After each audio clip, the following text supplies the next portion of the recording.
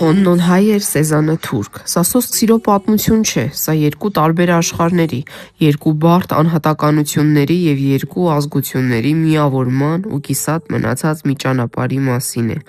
Հովհաննես Թունջբոյաջյան, ում կարճ Օննո էին ասում, հայ կոմպոզիտոր էր ու իսկական հանճար, ով դարձավ թուրքական երաժշտության 80-ականների ճարտարապետը։ Նա եւ Սեզան Ակսուն ստեղծեցին մի աշխարհ, որտեղ Օննոն մեղեդին էր, իսկ Սեզանը դրա կատարողը։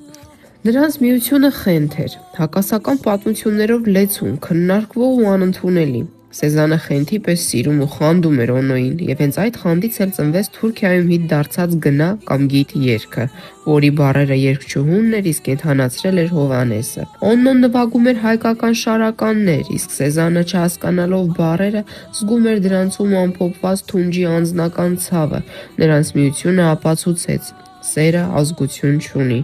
Սակայն 1996 թվականին մառախուղը կանգնացրեց ամեն ինչ, ավիավթարը խլեց Օննոյի կյանքը։